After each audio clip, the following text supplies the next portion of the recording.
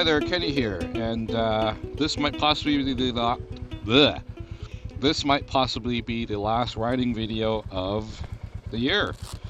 It's about 8 degrees. It's a bit rainy today, but it's not cold.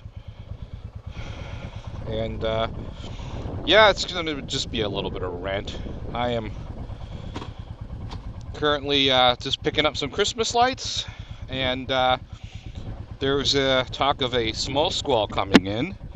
So I'm going to try and make my way home and just give you guys a little quick rant while I'm on my bike.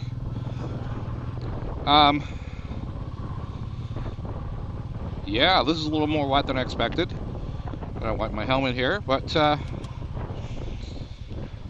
guess just gentle inputs. But I'm still out here riding.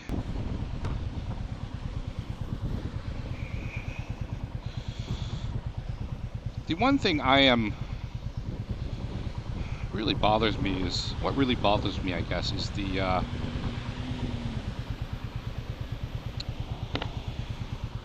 splashes. You get a lot of splashes while you're out on bike, and not a big fan of getting splashed by other cars. But aside from that, it's pretty nice today. It was nicer. There's nothing I really have done to the bike. I've got my dry bags on.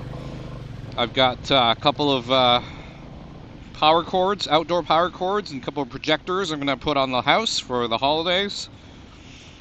Guess the kids are going to like that. The one thing I have done lately is I have gone ahead and actually taken out my heel toe. Just with the weather being the way it is, I'm finding it a little more engaging to use the rubber on the shifter. The heel, when it gets a little bit wet, I could feel it kind of being a little slippy. And the feeling is kind of vague too. So I've gone back to the, I don't know if that's even possible to see, but I've gone back to the normal standard shifter. What can you do? But at least I got options. I like the idea of the heel toe, and I might return to that, but for the time being, I'm back to the regular shifter, and just using that. What else am I going to talk about? Heel toe shifters, and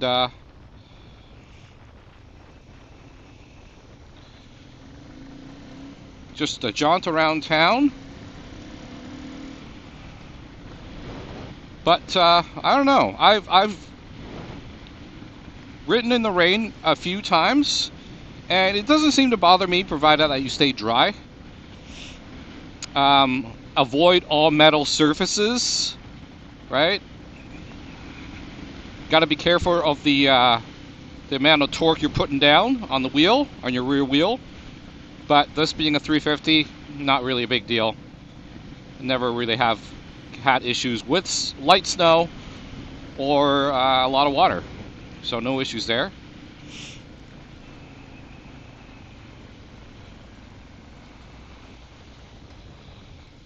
Again, gentle inputs, just observations while I'm riding, I guess, for today. This is the last ride. I don't know what to do here. I guess a couple of things regarding stoplights. I find leaving yourself a little bit of escape route helps. There's a good tip that a friend, my crossing guard, told me, is if you pull up to a light, look for the guy in front of you and the mirror, and make sure you can see the driver. If you can see the driver can see you, and that just gives him that awareness that you're on his six. And you're on a motorcycle. Get that headlight like right in there, right? Point it right at him. But also keep an eye on your surroundings, behind you, around you. It is rather nice. If this rain stops, I would love to ride a little bit more. I thought about it this morning. I was hem-hawing about it, and dropped my kids off, and then was like realizing like, you know what, um, this motorcycle doesn't get particularly dirty. The mud guards, the splash guards work really well. Um, I mean, you do get the water marks, but they're not. It's not mud. It's just water that lands on the bike, so it cleans up really easily. And yeah, quite like the weather performance on this bike. But I mean, hey, um, it's a British. It's a motorcycle of British origin, and they get a lot of crummy weather, right? So I think this bike is built for that.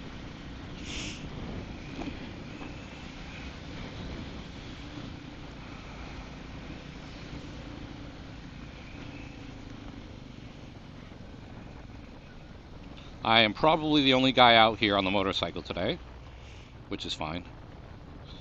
Wearing a lot of high vis.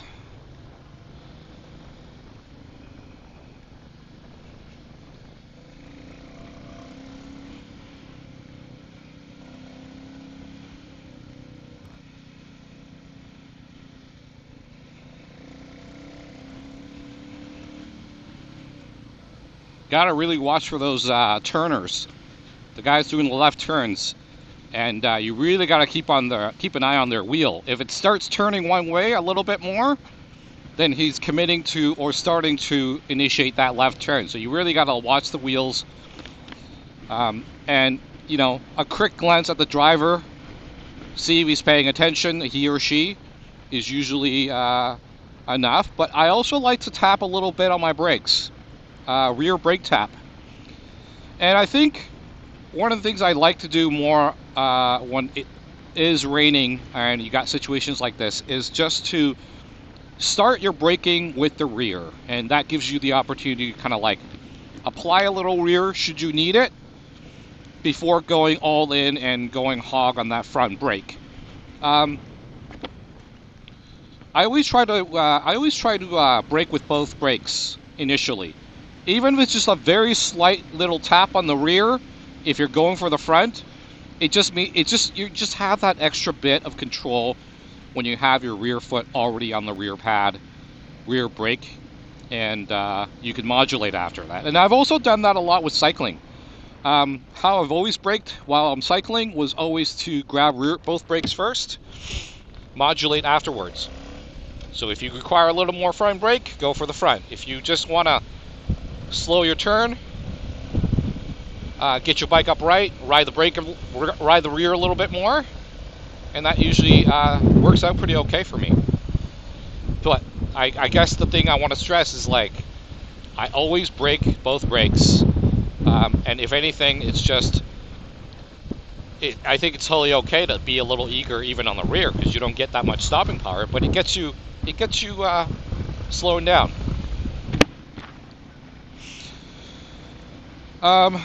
What winter plans do I have the motorcycle?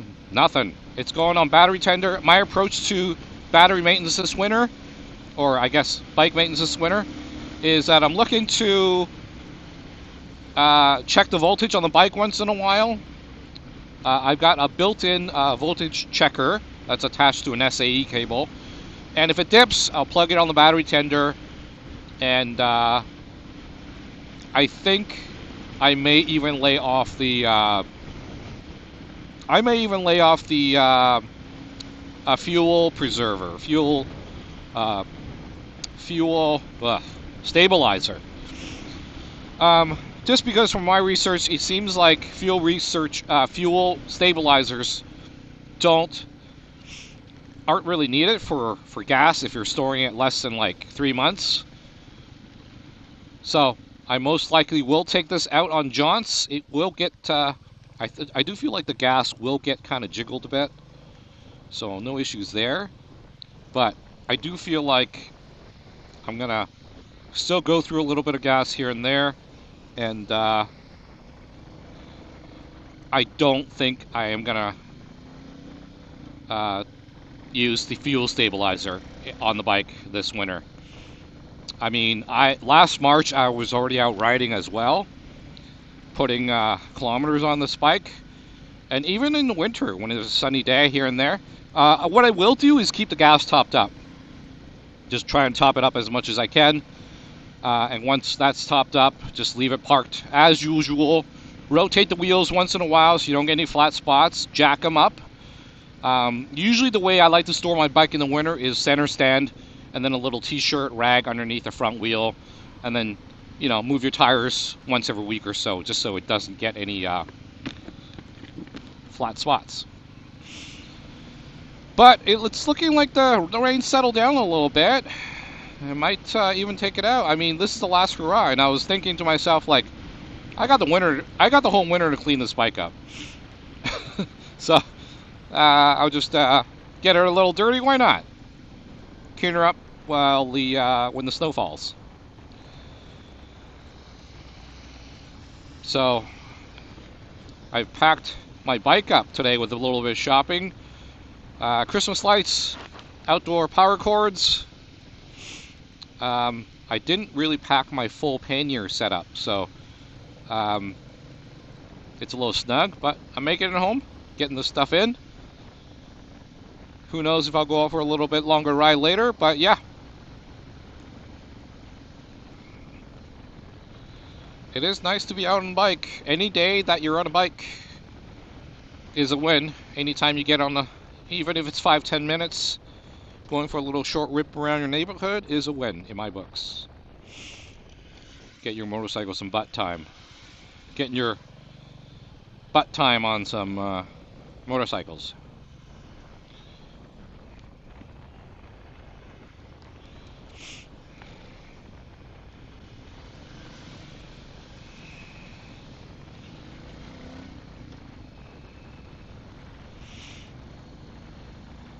So that's it. Thanks for coming along. I'll talk to you guys later. Bye.